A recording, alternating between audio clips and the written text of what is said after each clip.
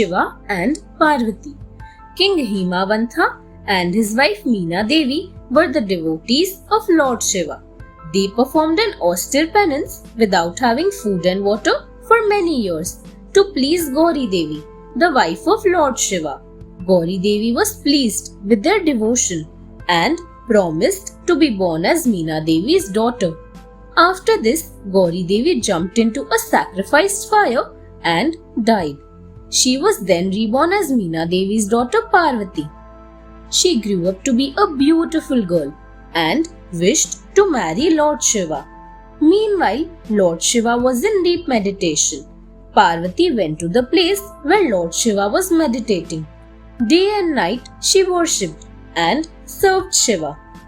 Shiva was pleased with her devotion and came out of his meditation.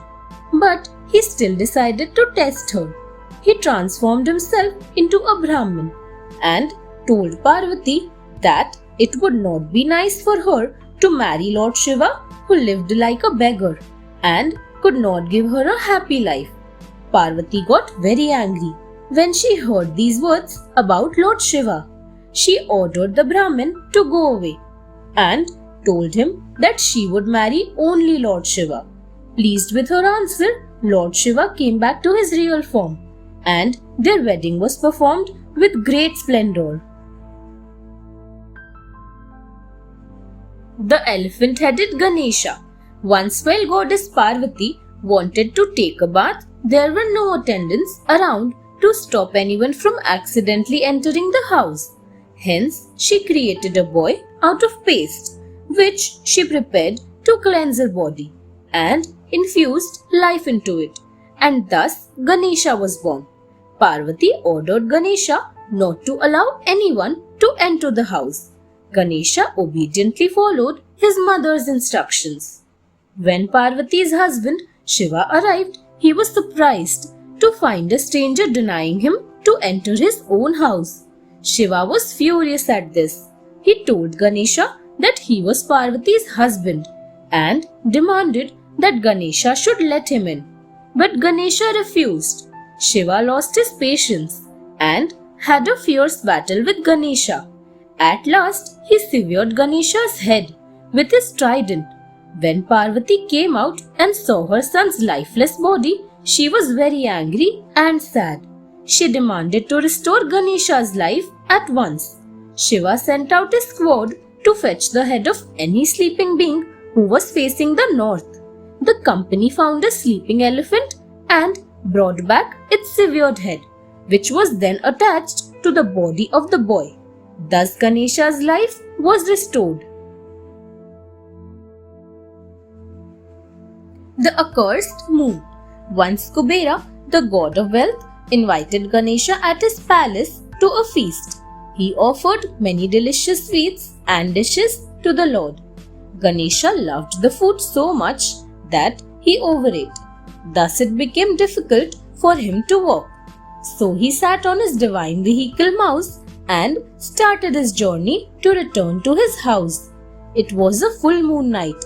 On the way towards Ganesha's home, his mouse saw a snake and got frightened. It immediately ran behind the bush.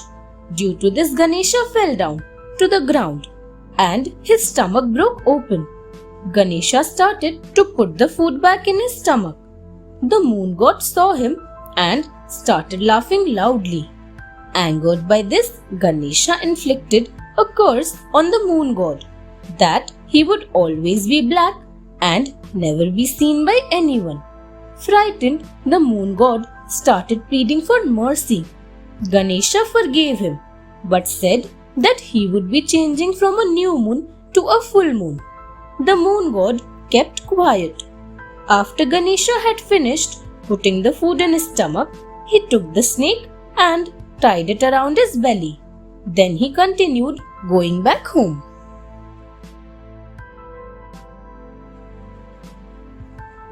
The broken tooth. One of the 10 incarnations of Lord Vishnu on the earth was a Brahmin named Parshuram.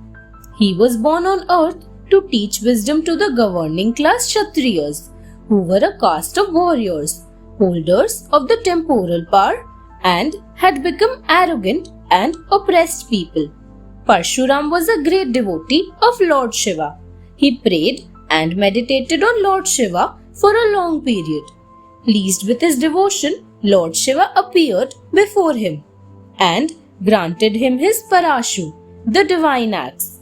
This axe helped him to fight against all the corrupt princes instigated by devils. Deeply grateful to Lord Shiva, he went to Mount Kailash to express his gratitude to the Lord. But Ganesha, who was guarding the entrance to the palace, told him to wait for the permission of Lord Shiva. Parshuram thought that he was Lord Shiva's devotee, so he could enter without permission. But Ganesha barred Parshuram's way. Parshuram got angry and struck violently Ganesha's tusk with his axe and broke it. Then Lord Shiva and Parvati arrived and blamed Parshuram, who bowed down before Ganesha and supplicated to seek his forgiveness and blessing. Thus Ganesha was named Ekadanta, the Lord with one tusk. Thanks for watching. Do like, share, subscribe to Sahil Book House.